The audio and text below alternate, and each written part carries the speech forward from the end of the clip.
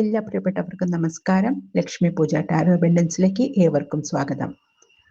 ഞാനും എൻ്റെ പങ്കാളിയും തമ്മിലുള്ള ബന്ധം എങ്ങനെ മെച്ചപ്പെടുത്താം എന്നാണ് ഇന്ന് നമ്മൾ ടാരോനോട് ചോദിക്കുന്നത്. ഈ വീഡിയോ നിങ്ങൾ കാണുന്നുണ്ടെങ്കിൽ ഒരുപക്ഷെ ഇത് നിങ്ങൾക്ക് കൂടിയുള്ള റീഡിംഗ് ആയിരിക്കാം.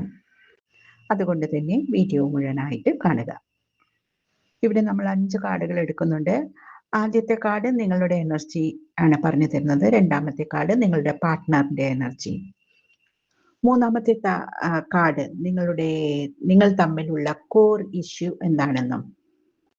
നാലാമത്തെ കാർഡ് ആ ഒരു ഇഷ്യൂ ഹീൽ ചെയ്യാനായിട്ട് നമുക്ക് എന്ത് ചെയ്യാൻ സാധിക്കുമെന്നും ടാരോ പറഞ്ഞു തരുന്നു. അഞ്ചാമത്തെ കാർഡ് നമ്മുടെ റിസൾട്ട് ഔട്ട്കം ആണ് പറഞ്ഞു തരുന്നത്. അപ്പോൾ നമുക്ക് റീഡിംഗ് നോക്കാം.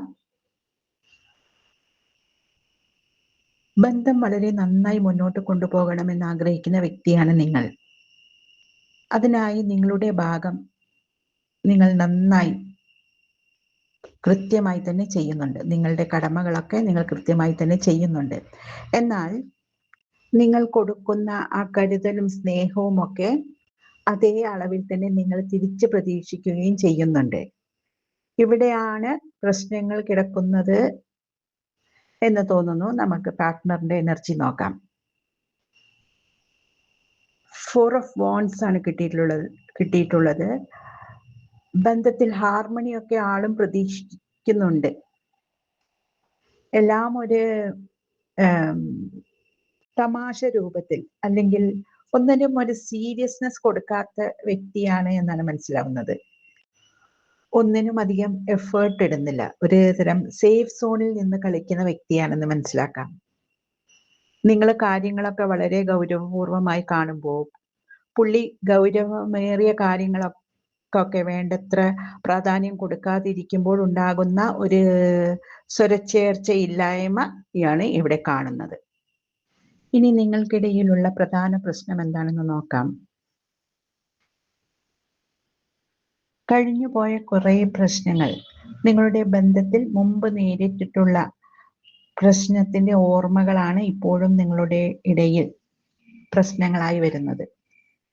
ഇപ്പോൾ ബന്ധം നോർമലായി മുന്നോട്ട് പോകുന്നുണ്ടെങ്കിലും പഴയ കാര്യങ്ങളൊക്കെ ഓർത്തെടുക്കുകയും ചർച്ച ചെയ്യുകയും ചെയ്യുമ്പോഴൊക്കെയാണ് നിങ്ങളുടെ ഇടയിൽ പ്രശ്നങ്ങൾ വീണ്ടും തലപൊക്കുന്നത്.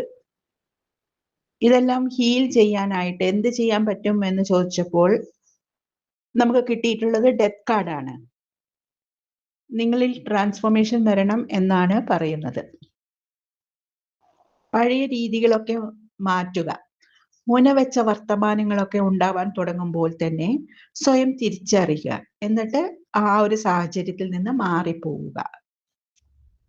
ഈ ബന്ധത്തിന്റെ ഔട്ട്കം അല്ലെങ്കിൽ ഫ്യൂച്ചർ എന്താണെന്ന് നോക്കാം. നിങ്ങളുടേത് ഒരു സോൾ എവല്യൂഷൻ കണക്ഷൻ ആണെന്നാണ് കാണുന്നത്. കാർമിക് കണക്ക് പ്രകാരം ഒന്നിച്ചവരാണ് നിങ്ങൾ.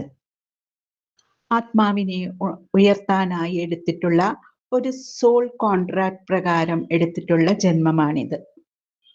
ഇവിടെ ഹെർമിറ്റ് കാർഡ് പറയുന്നത് ഈ ബന്ധത്തിൽ ഉണ്ടായിട്ടുള്ള പ്രശ്നങ്ങൾ പരിഹരിക്കാനായി പരസ്പരം ചർച്ചയോ തുറന്ന സംസാരമോ ഒന്നും അല്ല വേണ്ടത്. നിങ്ങൾ രണ്ടുപേരും നിങ്ങളുടെ ഉള്ളിലേക്ക് യാത്ര തുടങ്ങേണ്ടത് അത്യാവശ്യമാണ്. ഒന്നിച്ചല്ല കാര്യങ്ങൾ സോൾവ് ചെയ്യേണ്ടത്. രണ്ടുപേരും സ്വയം വിശകലനം ചെയ്ത് എന്ത് മാറ്റമാണ് എന്നിൽ വരുത്തേണ്ടത് എന്ന് സ്വയം കണ്ടുപിടിച്ച് സ്വയം മാറുക. ഈ ബന്ധം നിങ്ങളുടെ ആത്മാവിനെ ഉയർത്താനായി നിങ്ങൾ സോൾ ലെവലിൽ തിരഞ്ഞെടുത്തിട്ടുള്ളതാണ്.